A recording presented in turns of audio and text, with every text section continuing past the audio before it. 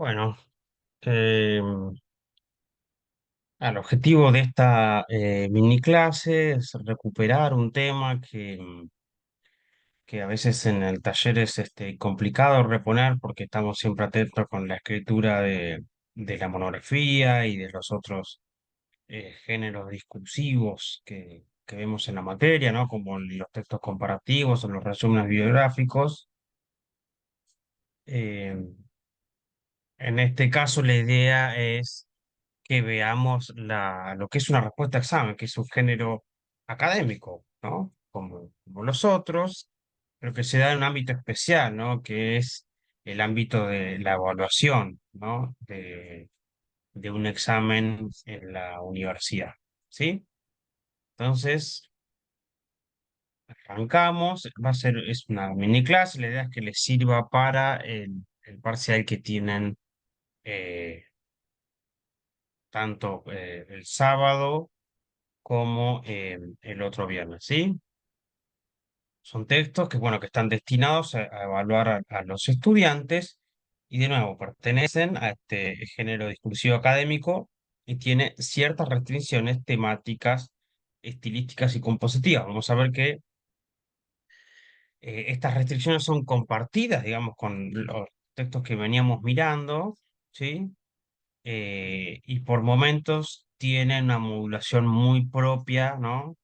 De la respuesta de examen, ¿sí? Eh, es importante tener en cuenta las diferentes operaciones discursivas, ¿sí? Que conlleva las preguntas y la consecuente respuesta que hagan, ¿no? De buscar, digamos, eh, respetar, ¿sí? Esa consigna, ¿sí? Porque, ¿no? Ahí lo que se evalúa además, ¿no? Es la interpretación, ¿no? De la consigna, ¿no? Eh, entonces tenemos, ¿no? Entre las operaciones discursivas, definir, caracterizar, ejemplificar, comparar y fundamentar. Vamos a ver ejemplos de estos casos, ¿sí? La definición, ¿no? Que brinda el significado de un término, una expresión, ¿sí? O define un concepto, ¿sí? Una problemática, un proceso, un fenómeno. ¿M? Y se vinculan, digamos, dos términos, ¿no? El nombre del concepto, proceso, ¿sí?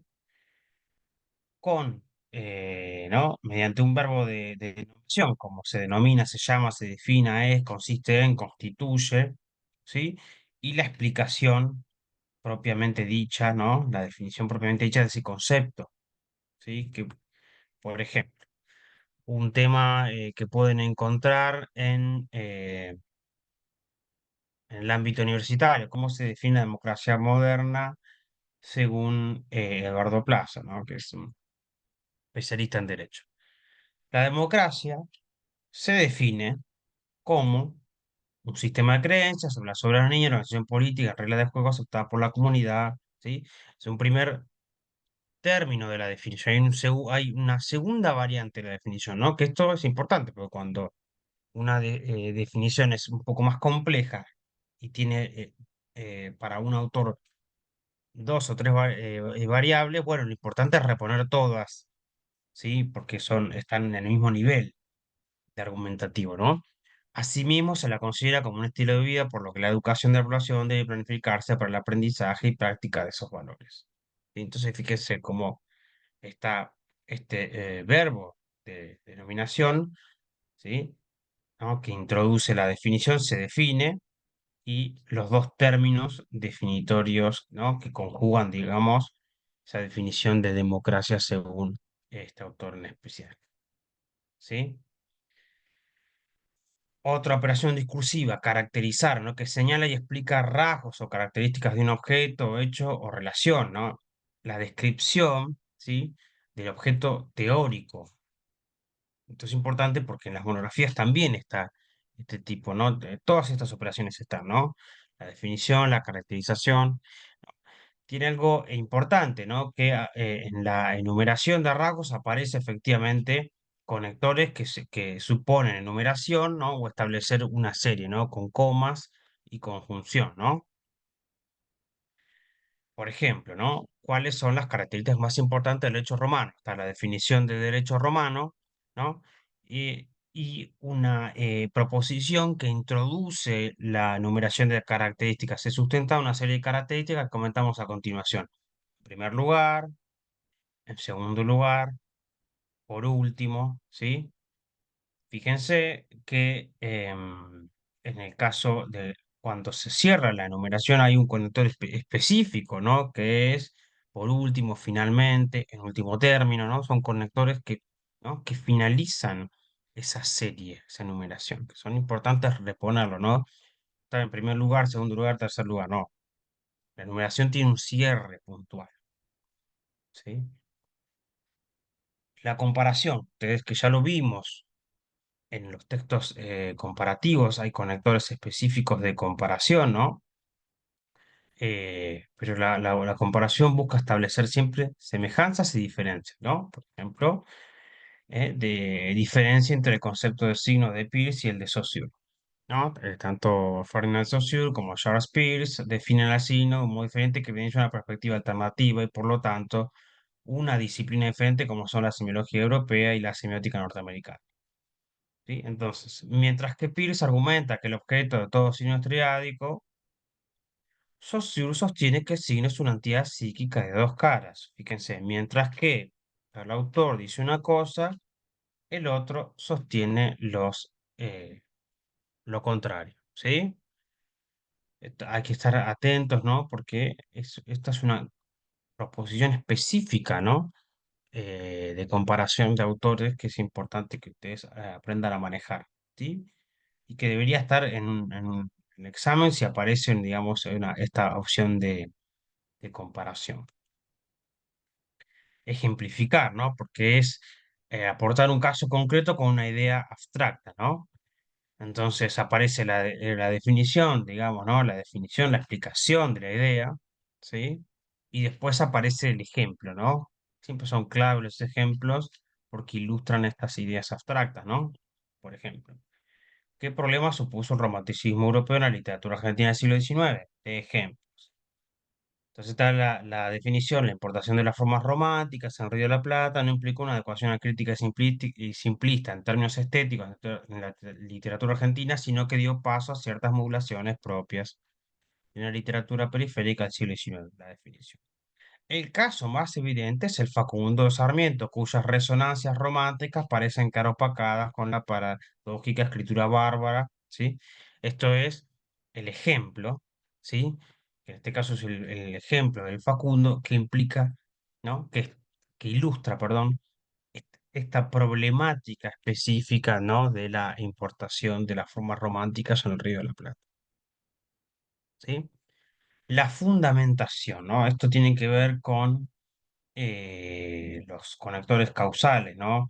Existen causas y se explican por qué sean esas causas, ¿no? Eh, los argumentos suelen, como dice acá, suelen presentarse luego de la aceleración introducidos por conectores causales. ¿Por qué? Ya que, debido a, ¿sí? Y de nuevo aparecen las enumeraciones, si hay varios argumentos, en primer lugar, en segundo lugar, o por un lado, por otro lado, por una parte, por otra parte, ¿sí? Por ejemplo, ¿por qué el cuento Un elefante ocupa mucho espacio de Elsa Borman se ha convertido en un clásico de las sagas argentinas?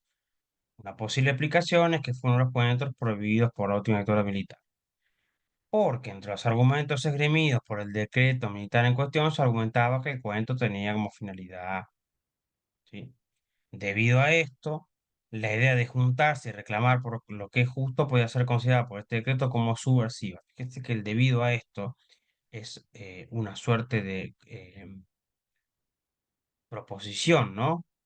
Es que establece un fundamento respecto de lo anterior, ¿sí? No solo de la idea en general, ¿no? Sino de lo anterior. Esto es lo que se llama conexión lógico-causal, ¿sí? Las tareas requeridas para elaborar, digamos, la respuesta del parcial. Esto es importante, ¿no? Deben pensarse en relación a un lector virtual que nada sabe sobre el tema, ¿no?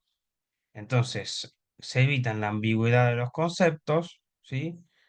¿No? La falta de precisión, la presentación de un contenido informativo sin jerarquizar y no dejar información relevante sobreentendida. Esto es, no supongan, ¿no? Cuando uno responde un parcial, esto el docente ya lo sabe, no lo voy a poner al contrario. Tienen que reponerlo si es algo muy importante, ¿sí? Si ustedes consideran que es algo muy importante, deben ponerlo para que el docente interprete, ¿sí? Que estudiaron o que dominan el tema, ¿sí? Lo mismo ocurre, ¿no? Con la precisión, tienen que ser muy precisos con los conceptos, ¿sí? Y a su vez, el contenido tiene que estar jerarquizado, es decir, lo más importante es lo que va primero, ¿sí? Lo secundario, ¿sí? Eh, es aquello que suele ser, digamos, eh, accesorio, ¿no? Pero que sin aquello que pusimos en primer lugar no tiene relevancia, ¿sí? Identificar la consigna solicitada, las operaciones discursivas que se solicitan para estructurar la respuesta y a su vez la revisión de aspectos normativos, sintácticos, discursivos antes de entregar la respuesta. Esto es, que ustedes antes de entregar el parcial, léanlo, repongan las tildes, fíjense la puntuación, como las comas, ¿sí? Eh, de modo que el texto sea claro, legible, ¿no? Estos aspectos deben ser chequeados antes de entregar, ¿sí? En, antes de ser entregado el parcial.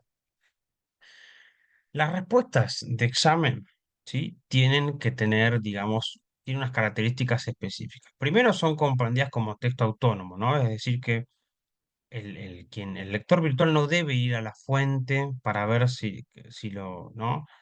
Si hay alguna imprecisión, ¿no? Tienen que, ¿no?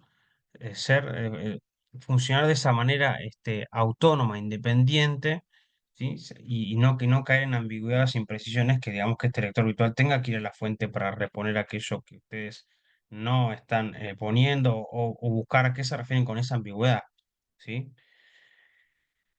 La organización de la información de respuesta está determinada por la consigna, ¿no? Si yo digo defina determinado fenómeno o proceso y de ejemplos, primero se define y luego se dan los ejemplos, ¿sí?